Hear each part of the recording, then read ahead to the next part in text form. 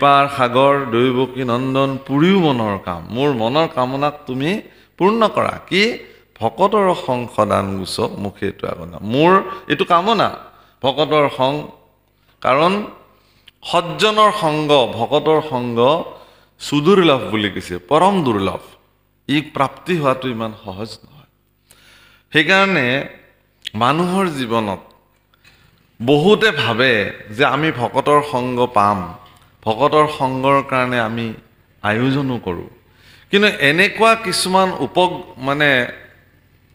পৰিবেশ বা পৰিস্থিতি সৃষ্টি হয় সেই পৰিস্থিতি আপোনাক কিভাৱে ভকতৰ সংগৰ পৰা বঞ্চিত কৰি পেলাই আপুনি গমেই নাপায় আপুনি ধৰিবই নোৱাৰিব সেইকাৰণে সুদুৰ্লভ সজ্জনঃ সংগতি সুদুৰ্লভ ভাগৱতত কৈছে সুখদেৱৰ বাণী যে পৰম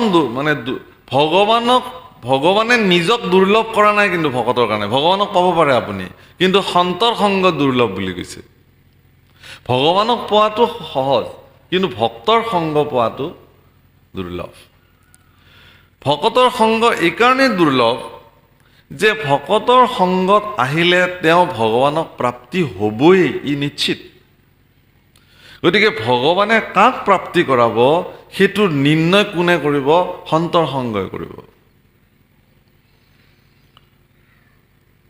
ব্ৰহ্মানন্দ স্বামীয়ে গাইছে কাশী যায় মথুৰা যায় जाए हरिद्वार रे चार धाम तीर्थ फिर आवे मन का नहीं सुधार रे सत्संगत जग सार साधु सत्संगत जग सार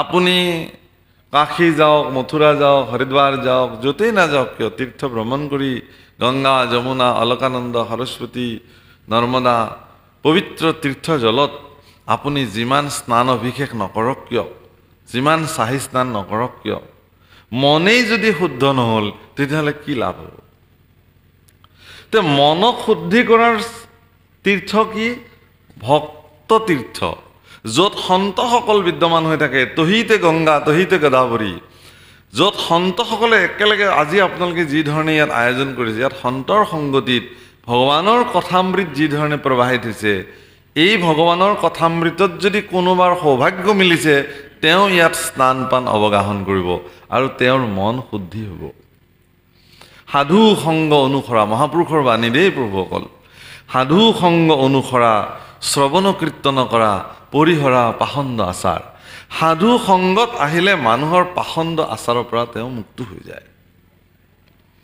পাখণ্ড আচাৰে আমাক সাধু সংগৰ পৰা বঞ্চিত কৰিব খোজে কিন্তু সাধু সংগৰ পৰা বঞ্চিত হোৱাৰ বা সাধু সংগৰ পৰা বঞ্চিত নহবৰ কাৰণে যদি কোনোবাই প্ৰয়াস কৰে তেতিয়াহ'লে তেওঁৰ মন শুদ্ধ হ'ল গতিকে সাধু সংগত দেখা যায় যে সাধু সংগত কিছুমান বিশেষ গুণ মানুহৰ জীৱনত উৎপত্তি ঘটে যেনেকৈ প্ৰচুৰ সম্পত্তি থকা মানুহবিলাকৰ যিবিলাকৰ ধন সম্পত্তি ঐশ্বৰ্য বিভূতি ইত্যাদি থাকে এই ধনী বানী ব্যক্তিসকলৰ তিনিটা দোষ থাকে তেওঁলোকৰ জীৱনত সেই দোষকেইটাৰ পৰা যেতিয়ালৈ তেওঁলোক মুক্ত নহয় তেতিয়ালৈকে তেওঁলোকে ভগৱানক প্ৰাপ্তি নহয় সেই ধন সেই দোষকেইটা কি প্ৰথমটো দোষ হ'ল যে ধনৰ প্ৰতি থকা যিটো তেওঁলোকৰ মোহ অভিমান ধনাভিমান যে মোৰ পইচা আছে মোৰ ধন আছে দ্বিতীয়তে হ'ল সেই ধনৰ দ্বাৰা যি কাৰ্য সম্পাদিত কৰে সেই কাৰ্যৰ প্ৰতি তেওঁলোকৰ স্বীকৃতি প্ৰাপ্তিৰ যিটো বাসনা 2 3 নম্বৰতে হ'ল কি সেই ধনৰ ব্যৱহাৰিক প্ৰভুসকল ধনক তিনিটা ধৰণে ব্যৱহাৰ হয় উত্তম ধনৰ উত্তম ব্যৱহাৰটো হ'ল দান যদি কোনোবাই দান কৰিব পাৰে মুক্ত চিত্তে তেতিয়াহ'লে তেওঁ ধনৰ সৎব্যৱহাৰ হয় তেওঁ।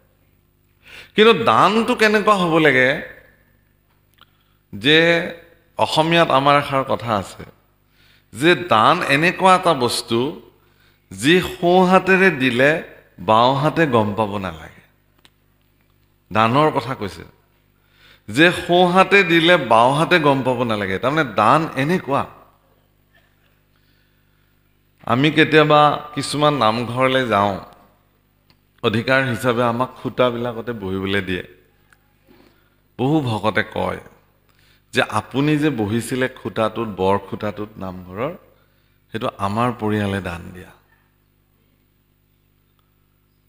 তাৰমানে এতিয়াও খুঁটাটো তেওঁলোকে দান দিব পৰা নায়েই। এতিয়াও সেই খুঁটাটো আমাৰ বুলিয়ে তেওঁলোকে ভাবি আছে। যিটো খুঁটাৰ প্ৰতি তেওঁলোকৰ ইমান টান, সেইটো কেনেকে দানত পৰিব? মানে সেইকাৰণে কবীৰ দাসে এটা বাণী লিখি থৈ গৈছে, সন্ত কবীৰ দাসৰ যিবিলাক দোহা আছে। সন্ত কবীৰ দাসে কৈছে, মাংগ উচি সে जो दे खुशी से और कहे ना किसी से। তেওঁ খুজিবলৈ কৈছে যিজনে অত্যন্ত আনন্দ চিত্তে দিব পাৰে আৰু যিজনে কাকো নকয়। আজি আপোনালোকে আমাৰ অসমত এনেকুৱা পৰিস্থিতি মোৰ জীৱনতে মই দেখিছোঁ যে ভুলক্ৰমে 500 টকা দান দিয়া এজন দাতাৰ নামটো স্মৃতিগ্ৰন্থত নোলাল, তাৰ কাৰণে সমাজখন দুফাল হ'বলগীয়া হৈছে। এনেকুৱা পৰিস্থিতি অসমত সৃষ্টি হৈছে। কিহৰ কাৰণে মোৰ নামটো নাহিল, মই যে 500 টকাটো দিলোঁ? কিন্তু ভাৰতবৰ্ষত আপুনি অন্যান্য স্থানলৈ যদি যায়, আপুনি দেখিব যে তাত লক্ষ লক্ষ টকা মানুহে লক্ষ টকাৰ সম্পত্তি দান কৰিছে, কিন্তু কোনে দান কৰিছে তাৰ কোনো উল্লেখ নাই, মনে মনে দি থৈ যায়। মন্দিৰৰ পূজাৰীয়ে দুৱাৰ খুলিবলৈ আহি দেখে যে দুৱাৰ মুখতে টকা, সোণ, দ্ৰব্য বস্তু দি থৈ গৈছে, কিন্তু কোনে দি থৈ গৈছে সেইটো নাজানে। তাৰমানে মইনো দিব পৰা কোন?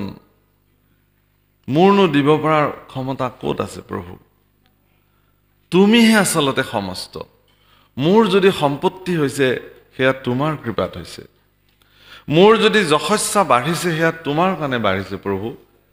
মোৰ যদি কৃতিত্ব জগতত বিস্তাৰিত হৈছে তেতিয়াহ'লে সেয়া তোমাৰ কাৰণে হৈছে ভগৱান। এই মোৰ যশস্যা, কৃতিত্ব, ধন, সম্পত্তি, এই সকলোবিলাকৰ গৰাকী আচলতে মই নহয়, তুমিহে। এই ভাৱনাৰে যিবিলাকে জীৱন জীয়াইছে তেওঁলোকৰ জীৱন ধন্য। আৰু সেই অৱস্থালৈ যাবৰ কাৰণে এগৰাকী ব্যক্তি নিশ্চিতভাৱে সৎসংগত তেওঁ যাবই লাগিব, সাধুসংগ অনুসৰণ কৰিবই লাগিব। সাধুসংগত তেওঁ যেতিয়া এই কথাবিলাকত মনোনিৱেশ কৰিব, তেতিয়া তেওঁৰ এই বস্তুটোৰ প্ৰতি মানে মোহ ভংগ হৈ যাব আৰু তেওঁ ধন্য হ'ব। আজি গোপীসকলেও ভগৱানৰ সংগ পাবৰ কাৰণে সৎসংগ, সৎসংগ শব্দটোৰ অৰ্থ সৎ মানে সঁচা। সৎ শব্দটোৰ অৰ্থ হ'ল যিটো নিত্য, যিটো চূড়ান্ত সত্য, পৃথিৱীত তাতকৈ আৰু সত্য একো নাই। সেইকাৰণে ভগৱানৰ স্বৰূপ, অন্যতম স্বৰূপ হ'ল সৎ, মানে সচ্চিদানন্দ ৰূপায় বিশ্বৎপত্যাদি হেতৱে তাপত্ৰয়ো বিনাশায় শ্ৰীকৃষ্ণায় বয়ম নমঃ। সংস্কৃত ভাগৱতৰ মংগলাচৰণৰ প্ৰথম পদ। সচ্চিদানন্দ ৰূপায়, হে ভগৱান, তোমাৰ স্বৰূপ সৎ, চিত আৰু আনন্দ। সৎ মানে সঁচা, সত্য, নিত্য। সেইকাৰণে ভগৱানৰ স্বৰূপটোৱে হ'ল সঁচা, বাকীবিলাক মিছা। যেনে মহাপুৰুষ মাধৱদেৱে ইয়াৰ সিদ্ধান্ত দিছে নামঘোষাত, হৰিষে কেৱলে সঁচা মাত্ৰ,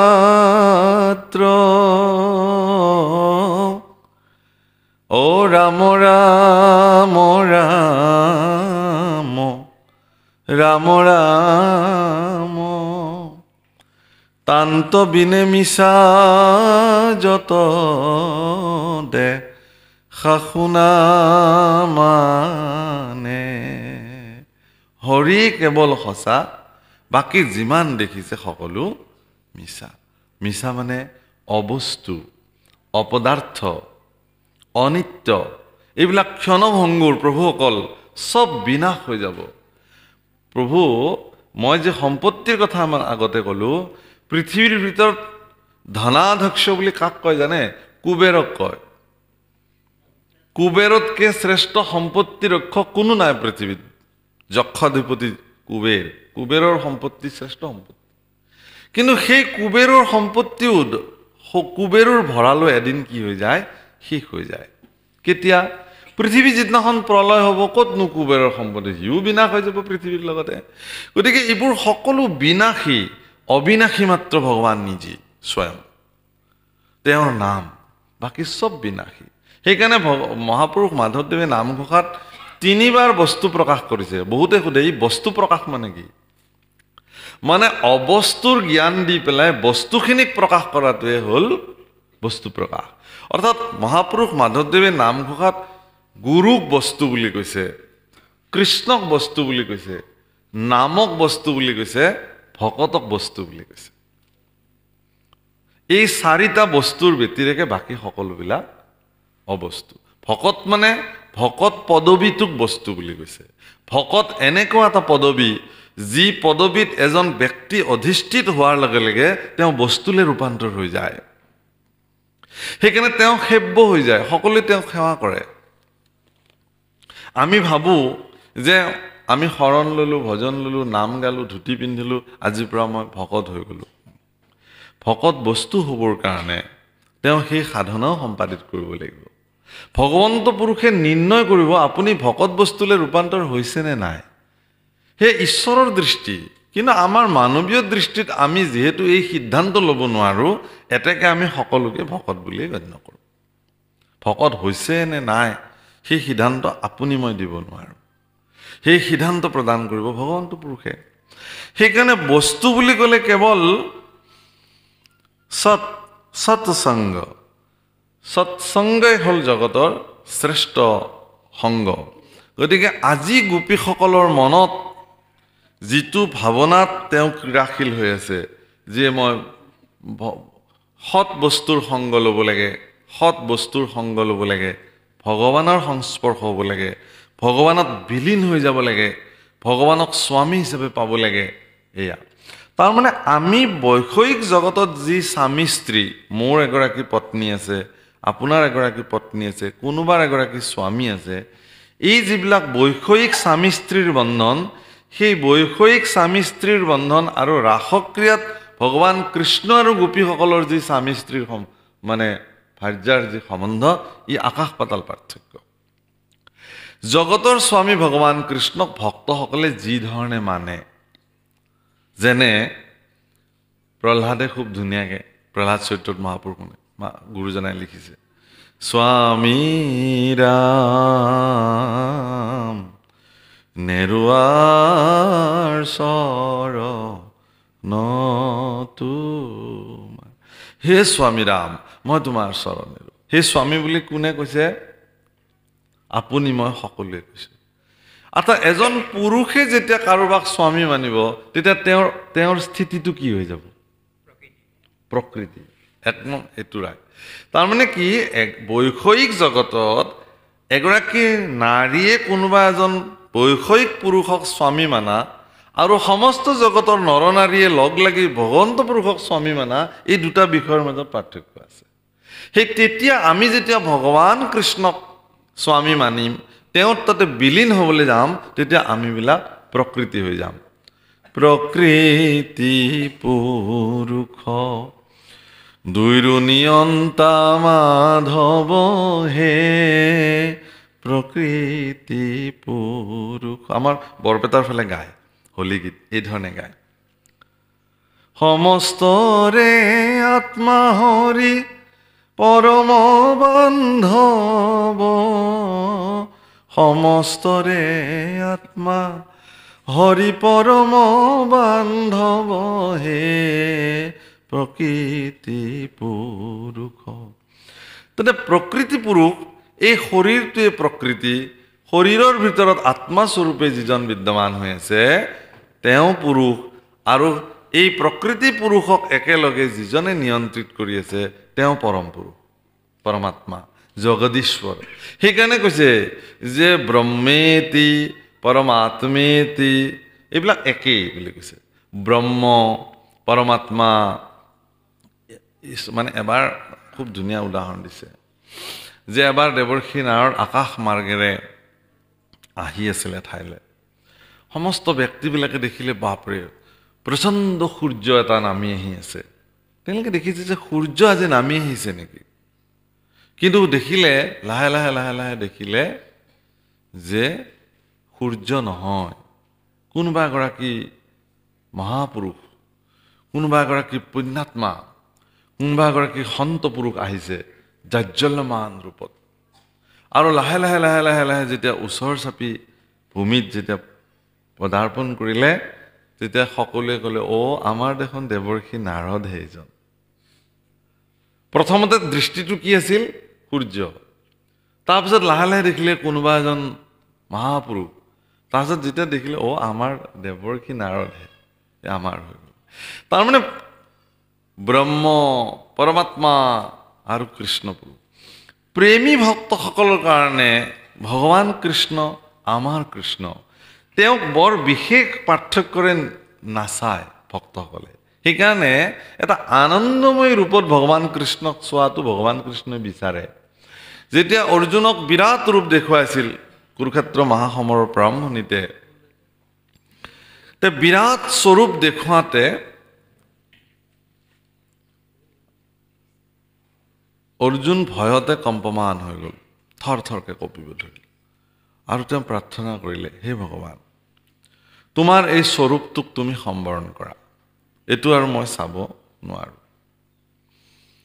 তেতিয়া ভগৱানে একদম চতুৰ্ভুজী ৰূপ বিতুপন চতুৰ্ভুজী ৰূপ শংখ চক্ৰ গদা পদ্ম ধৰি দেখুৱালে অৰ্জুনৰ মুখমণ্ডল আনন্দৰে ভৰি পৰিল একদম উজ্জ্বল হৈ গ'ল বাহ ইমান সুন্দৰ সেইটো অলপ পিছত ঢাকি পেলালে এইবাৰ পুনৰ সেই হাতত বাঘজৰি লৈ কৃষ্ণ হিচাপে ৰথত বহি থাকিলে কি দেখিলা সখী বোলে প্ৰথমতে দেখিলো তুমি ইমান ভয়ংকৰ ইমান বিশাল ইমান বিৰাট বাপৰে মই চাবই নোৱাৰিলো বোলে তাৰপিছত আহা ইমান সুন্দৰ ইমান বিতুপন চাই থাকিবলৈ মন যায় তোমাক